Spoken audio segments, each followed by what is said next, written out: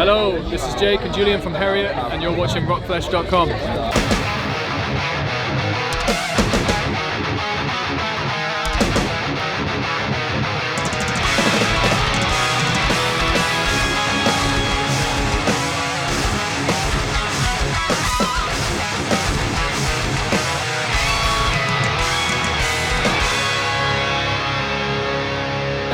Hello again there, Rockfleshers. We're still here at Bloodstock. It's Saturday afternoon.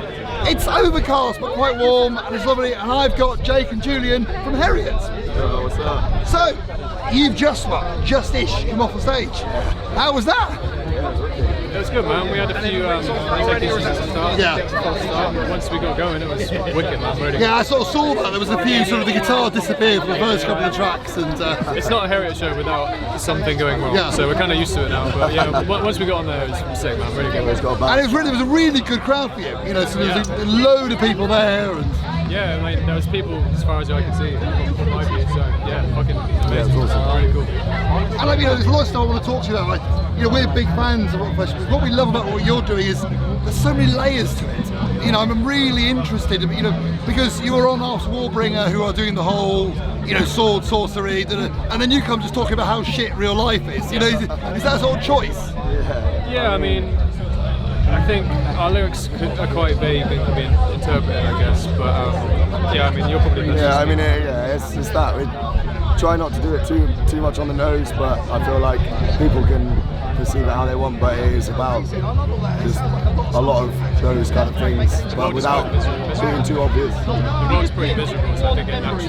Yeah, I mean, we make bleak music, so yeah. But bleak music, there's a real emotional thing. That's what, you know, what I love about you is the fact that it works on different layers. And I know that's quite a, you know, tepid thing to say, but actually there are the layers, there's the heaviness, but actually there's a real, you know, underlying melodicness to it. Yeah, no, thank you, man. That's very kind. I mean, I don't think any of it was kind of a natural choice, I think. No, I think we obviously want to be always trying to be heavy and trying to be heavy in different ways, I guess. So like, be that heavy guitars, that's easy to do and stuff, but like heavy emotionally or like just real atmosphere, trying to get that same feeling out of different sounds rather than just guitars and stuff all the time. You can do heavy in different ways. Yeah. I think we've always tried. And it's always fun for us to sort of mess around with in the studio. How can we do this differently, and it just makes it more interesting for us as well. So. And that's one thing I was sort of sitting there on the accessibility platform, listening to it, going, actually there's a lot of space, and actually you play with that space really well. It's like sort of, it's not a case of we just shove some guitar there. You know, you're letting that space breathe. I think less is more at the time. I think you can create atmosphere by doing a lot less, letting things breathe a lot more. But I think we've just naturally done that with our writing, so yeah, I'm glad people like it. You're part of it's a really exciting, I think, sort of group of British bands coming out at this moment who are, as you said, playing with heavy metal and actually saying, let's do something different with it. Let's not just follow the norms. Yeah, no, you were right. Like, I think British heavy music is in like really, really peak health at the moment. To be in this like new wave of British metal, whatever you call it, like, it's sick. It's great for us. Like, we played the Sophie stage 3 years ago. And then up to main stage, like just kind of being a part of this new wave of British metal. It's cool. It's cool to be a part of it. I think one of the theories we have at Rockflesh is part of that is almost Spotify. The fact you can listen to anything, and actually you seem influenced. You know, I believe there's actually quite a lot of Portishead in what you do, and actually you can hear the influence of it. It's not just, you know, your Commodore Garden metal. You're actually being influenced from other places. Yeah, I think so. So is that you know, do you? You know, I presume you're not listening to metal 100% of the time. You know, is what other stuff you're listening to that's pulling it in? I mean, we draw from a lot of like 2000s metal, kind of like Machine Head and stuff like that, Chimera. But again, I listen to like lots of Godflesh and like the more industrial stuff. Like you guys like the new metal kind of stuff. Like there's a lot of different things. There's a lot, but yeah, and we try and piece together the bits we like that work together. So how does that work from a creative point? You know, when you're in the studio, is it just literally you throwing stuff at each other? Sometimes. I mean, we normally go in with like ideas and stuff, get together, and then we'll try stuff, layer stuff on top. Like, it might not even be a guitar riff, it might just be a sound or a drone. I'll make a noise drone or something, and then we just build around it, add drums and bass, and then sometimes we don't need to add guitars for that bit, and that's how we get our like verse sections and stuff like that. Just building layers that aren't just, oh, we could probably just go, because we can do that, and we will. And it has its time, but we try and not go there straight away and then build from that and add those bits after, just to try and make it a bit more interesting for us as like writing in. But we're really conscious of not like falling into a formula, I think, as well. I think it helps us creatively try and, we're not going to do what we normally do. Let's try something different. I think we approach every writing session like that, and I think that's kind of helps. And that's what's really interesting is the band that, you're obviously, four mates having fun doing this, but you've sort of risen up, the point today. Is there a point where you feel like we need to start being a bit more professional now? And we're trying. We try. We try. It doesn't always work out, but we try. Okay, I'm here with the guys from Undeaf. I think we were very much thrown in at the deep end with everything that's ever happened, but we've always kind of come out of our heads just above the water and everything we've done. But yeah, man, we're just going to keep people keep listening to it. We'll keep we're doing just playing as much as we can and just trying to get better. It's crazy. It's cool. I'm very excited. But it must feel weird when you've got like geezers like myself who are almost probably double your age going, what you're doing is really exciting, and there's a lot of hype about you. Does that? How do you stop that going to your head? I mean, we do this because we love doing it, and I think regardless if people liked it or not, we'd still be doing it. So it's always great when people love it. Like, that's great. Like, but yeah, I think we'd be doing this regardless. So it's just fun for us, creating music and stuff. So we're talking about writing and stuff. The last album came out last year, was brilliant, did really well for yourself, was in our sort of, I think, like top 20.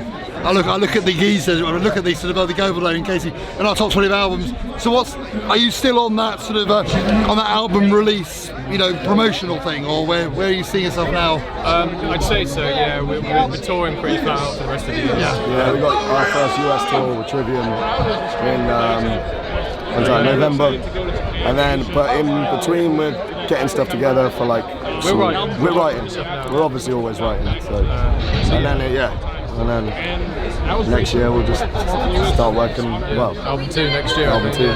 So you do think you're going to continue almost that album a year? Yeah. Well, yeah, we're going to try and keep up as much as we can. Be it whatever kind of I don't know product we give, it'll be some body of work, some sort of. We're always working on new stuff. We always want to be trying to do it alongside, and especially when we're playing loads of shows, we get inspired by it and then want to write new stuff and refresh the set and kind of fill out new stuff. So the Trivium tour, how did that come about? Was that sort of a? I don't know. We got asked to do it, and we said yeah. He's been a fan. He's played us on his radio show. So we kind of knew that he liked us. He's aware of us as a band, so he just came about, and we obviously haven't been to the States before. It's the perfect way for us to go to the States. I was about to say, I've known him since I was about 10, so it's a big one. It's a big one for us. He's going to be really wicked. So have you got it all arranged? Are you in a tour bus or sort of was it a van going through places? We're doing it in a bandwagon, which is like halfway between the two. So we got bunks, we sleep, we're going to travel overnight. So we're doing it properly, but as much as we want it to. This is the most proper we've done something, but we just want to try and be comfortable. It's a lot. It's like 40. Was it like 40 days? 40 days or something. So it's going to be a long one. It's going to be fun. You know what you're doing? It's metal, but I said it's something different, and I think that's what really excites us about it. Yeah, thank you, man. I think hopefully that will hopefully excite them over in the States about it. The fact that actually it's.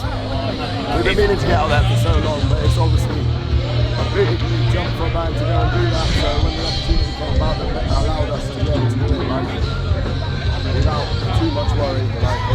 It's financially really hard for British bands to go out there. So. Well, that was my question. Without sounding like I'm prying, have you managed to get to the point yet where you can make this your living, or are you still no? We're gonna go there and we'll lose money, but being in a band is really hard. No. It's about getting in front of people, isn't it? So.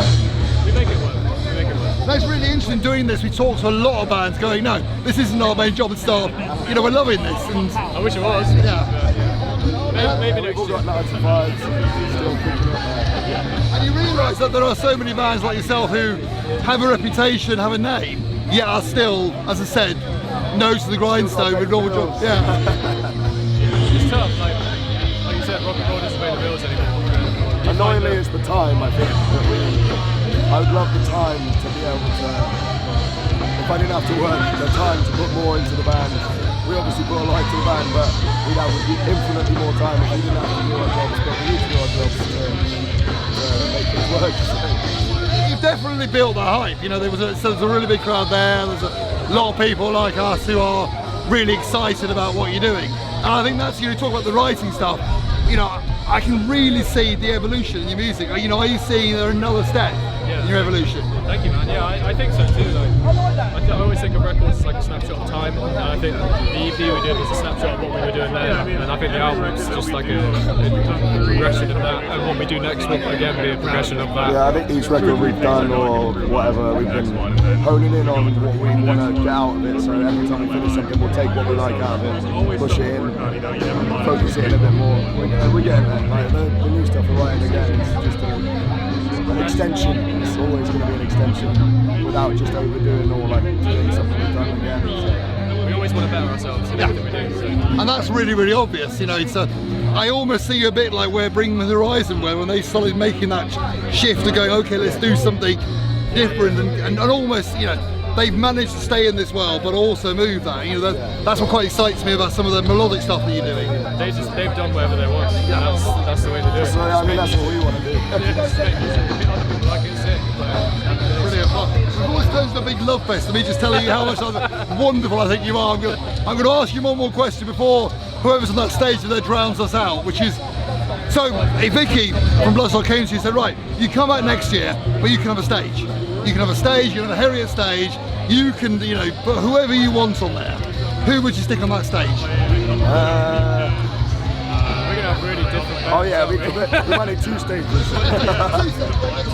You pick 2 bands off it. Off the bat, I go Chimera and Dying Fetus. I'd have Limp Bizkit and Korn. I'd go straight in. Or both for a reunion show. I'd be done. Well, it's been an absolute honour talking to both of you. You know, we're not blowing smoke when we say we love what we're doing. It's really, it's different, and I think that's what's so exciting about it. It's very kind of you. So you've been watching rockflesh.com. We are being drowned up by whoever's on that stage over there. Do the usual subscribe stuff. Go and click buttons. It's been emotional, and check you later.